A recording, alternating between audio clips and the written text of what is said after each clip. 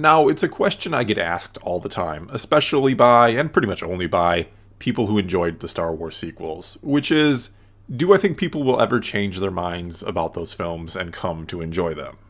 And I usually respond by saying that even less than 2 years after the rise of Skywalker, I've already heard from fans who have done just that. But both ways. I've heard from fans who say, you know what, those films maybe aren't as bad as I first thought, while others say, I didn't see it at first, but yeah, the sequels are pretty terrible. And over time, of course, more people will change their mind, again, both ways. However, when someone asks me that question, I think it's pretty much safe to assume they're asking if I think there will ever be a larger shift within the fanbase, if the debate over the sequels will ever kind of end or be put to a rest, and will come to some sort of consensus where they are, at the very least, accepted or even just tolerated by the vast majority of fans who currently don't like them. And though I wouldn't say something like that is impossible, especially when you consider a good number of fans who didn't like those films essentially have left the fan base or just don't care anymore, I still wouldn't hold my breath about there ever being a widespread acceptance, much less people doing a complete 180 and suddenly really enjoying or liking the films. And I really think a big part of the problem, or why I get asked this question so frequently, is, well, for one, people who like the sequels do want others to enjoy them as well, which I can understand. But it's also that people who like the sequels misunderstand, intentionally or not, what it is about the sequels that some fans do not like.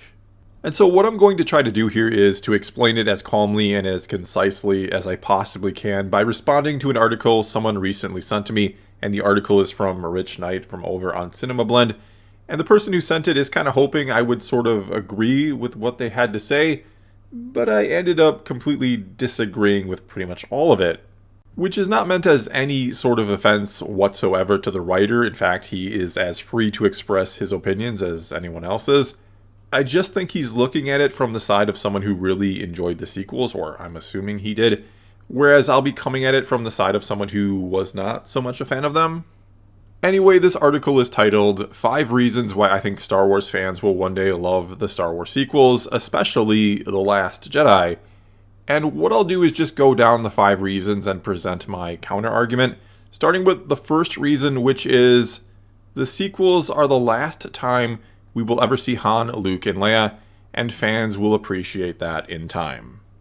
And actually, I would say this is a reason why some fans will never ever be able to enjoy these films, because it is the last time we will ever see these characters together, at least played by the original actors, and many will argue they are very poorly handled all around, and are never going to see that any differently. I mean, they split up Han and Leia and put Luke alone on an island having given up on the Jedi.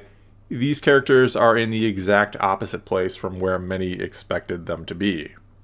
And though yes, some fans may very much like what they did with the characters, especially with Luke in The Last Jedi, and that's okay and perfectly fine if you do, but the thing is, it's just as okay to not like what was done with them.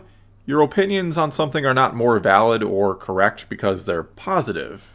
But anyway, another big problem with the original characters is the complete lack of interaction between them. Han and Luke are never on screen together, not to mention we don't really even see Luke mourn the death of his best friend. Then there's Lando, who isn't even brought in till episode 9 and only ever sees or interacts again with Chewie. But of course the biggest offense overall might just be the fact that we don't ever see all of them on screen together again, which blows my mind. I don't know how that does not happen in episode 7. I'd even argue one of the goals of that first film in the trilogy should have been to find a way to bring all the original actors or characters together one final time for some big climactic final battle, to give them their final moment to shine together, while of course doing all you can to focus on and prop up the new characters, which you'd have 2 more movies to focus on almost entirely. And sure, I understand the mindset they had. They didn't want them, the old characters, to completely steal the show from the new ones, and J.J. Abrams was especially worried about Luke doing just that. But honestly, I think you gotta just go with it and give the fans what they want to see after 30 years of waiting to see these characters again, which again is those characters getting their moment to shine and doing it together. Look how fans reacted to Luke in The Mandalorian. That, or something like it, should have happened in episode 7 for all the main original characters. Alright, let's now move on to the next reason cited, which is that it provides a conclusive ending to the Skywalker saga. And the problem with this is, so did Episode 6, so did Return of the Jedi, and it did it much, much better. In fact, Episode 9's ending, and really the whole story of the sequels, is so similar to the original trilogy that what was the point of it all? Why do you do almost the exact same story all over again from start to end? With the sequels, you once again, after the New Republic is destroyed halfway through Episode 7, you have a small ragtag rebellion versus a massive and well-armed empire, just like you did in the original trilogy. You also have one lone hero who needs to become a Jedi to save them all, just like the original trilogy.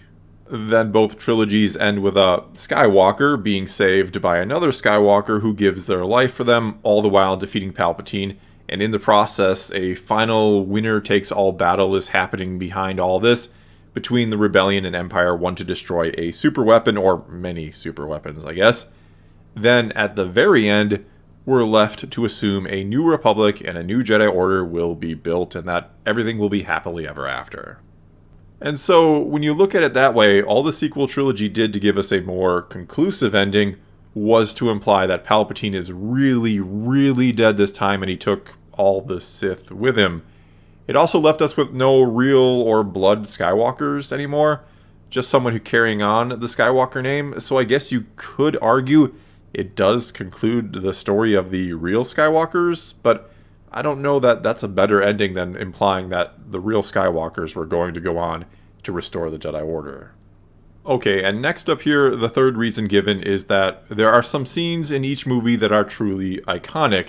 Now, the problem with this is that context matters. A good or iconic scene surrounded by a substandard scene or bunch of substandard scenes, or just a bad overall story or movie, is not going to eventually change your mind or opinion about the bigger picture. To be blunt and maybe a bit crude, if I drop a diamond into a full toilet bowl, it doesn't suddenly become a masterpiece because there's a diamond in there.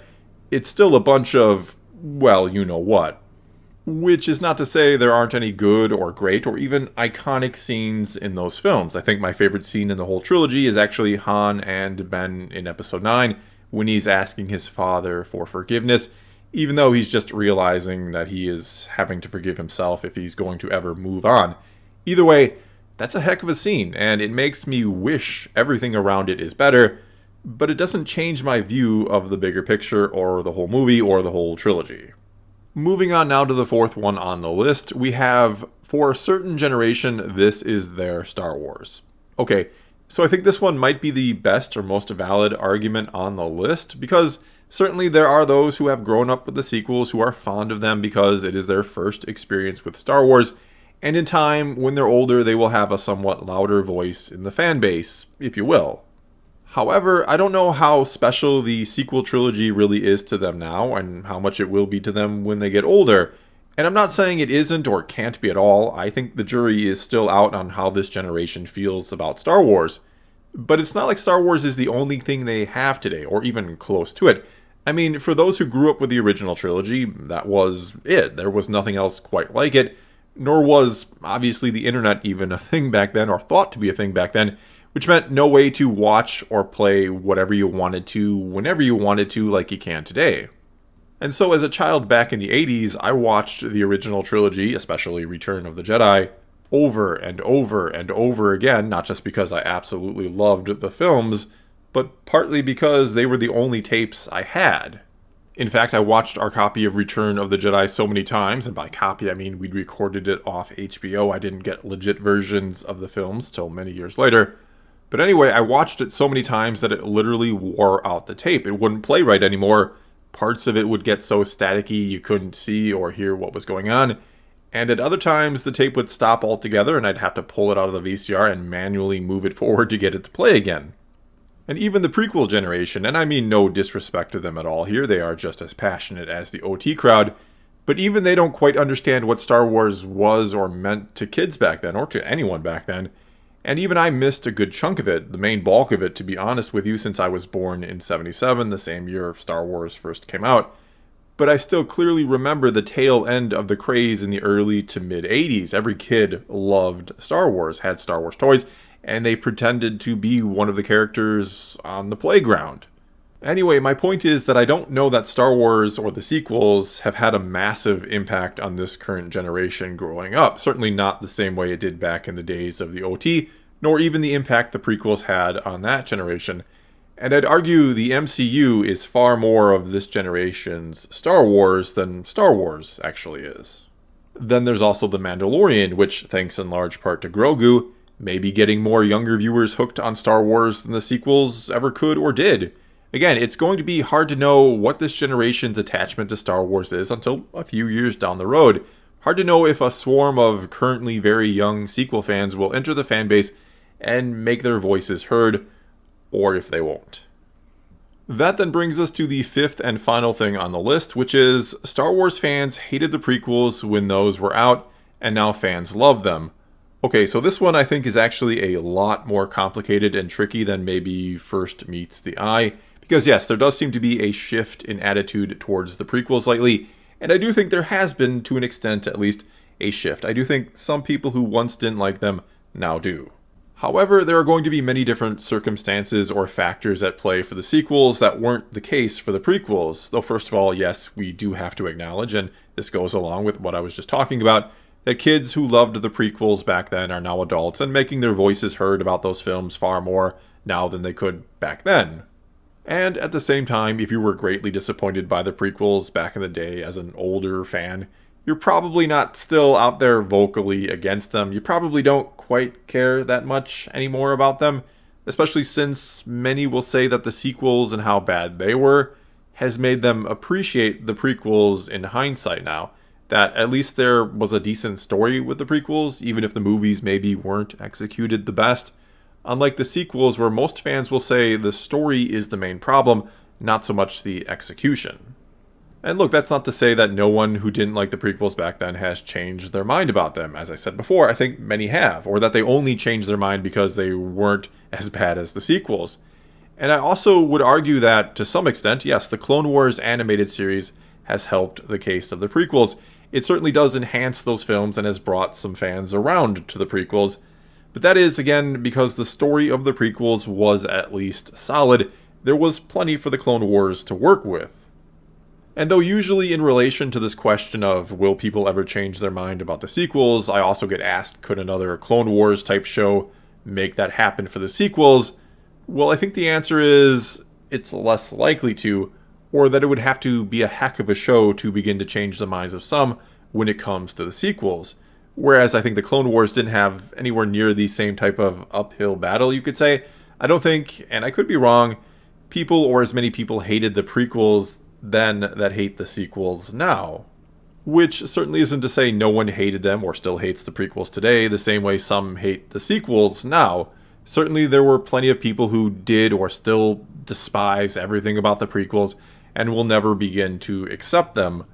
But, and this is coming from someone who was in their early to mid-20s and was very, very active in the community when the prequels came out, who was always on the forums or Star Wars message boards. There was not as much hate for the prequels then that there is for the sequels now. Which, mind you, and this is where things start to get tricky or complicated, it could be or mainly be because of social media. The anger could just be more visible now than it was back then, or just easier for people to express it. I think these are things that are impossible to know for sure, just how much anger there was for the prequels that just couldn't be or didn't get out there, if you will. Either way, it's certainly easier, not to mention potentially more profitable, for someone to, say, make a YouTube video about why they hate the sequels, to rant and rave about them, and to have others, potentially millions of others, find that video and watch it and get angered by it too. Much, much easier than it was back in the day, back in the prequel time, to post something on a small forum that was, at best, going to be seen by maybe 100 people, and that had almost a 0% chance of going viral like well-made videos do today. In other words, for better or worse, I think it's going to be far, far less likely for people to change their minds or opinions about the sequels than could or ever did with the prequels. Because most people who don't like the sequels have, many times over by this point, they've had their dislike of those films reinforced thanks to social media. And I don't just mean by watching videos that are hating on the films. I also mean by being attacked by those who liked them. Because when you get hounded about something or told a reason why you don't like something, even though it might be utterly ridiculous, you do eventually get to the point where you really just don't want to change your mind because you wouldn't ever want to agree with or give in to the one who's been berating you or accusing you of something, again, ridiculous. Modern politics is a pretty good example of what I'm talking about. In fact, the rift in the Star Wars fandom very much feels like a microcosm of modern day politics. But not to get into that, basically what I'm saying is there was no online war fought over the prequels, at least nowhere near the extent one has been fought over the sequels thanks to social media. And I know, some are going to want to blame the haters for all of this, or to blame even me for making many videos against the sequels, which I certainly did do. And yes, I do take some blame for it to an extent, but I don't really have any regrets per se. I don't regret the way I've always approached it, because I always try to be respectful towards those who do like the sequels. In fact, I don't care if you like the sequels, and I don't mean that in any sort of negative way. I'm just saying it doesn't bother me. It doesn't affect me if you like a movie that I don't.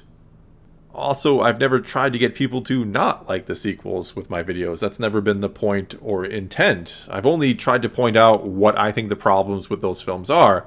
Just like with this video, I try to explain where the other side, or the side who doesn't like those films, is coming from without trying to start or continue a war. And look, as someone who has always liked or loved the prequels ever since they first came out, I have dealt with plenty of fans over the years who hate those movies with an absolute passion. And guess what? I also don't care when the shoe's on the other foot. You're free to hate them and trash them all you want. I'm not going to take it personally and get angry at you. But anyway, to wrap things up here, I don't think we'll ever see a sort of widespread acceptance of the sequels, though in time the hatred will die down, and I think it already is dying down. I think that's because, though, a lot of fans are just leaving the fandom or just don't care anymore. And for that trend to continue, for things to get better, I just think we need to keep getting more quality content out of Disney and Lucasfilm, things like The Mandalorian, for example. That's probably the best bet for peace to ever really settle over the fandom again. Though honestly, it really shouldn't matter. As I've said many, many times before, we all enjoy Star Wars on the whole. We are all fans of it. We all love it. But that doesn't mean we have to love it the exact same way or love the same things about it. And if we as a fandom can just accept that and respect that we don't all share the same opinions, we'd be fine. Well, that's all I've got for this time. Now it's your turn to tell me what you think about anything or everything I had to say here. So leave a comment below and let's talk some Star Wars. And until next time, thanks for watching.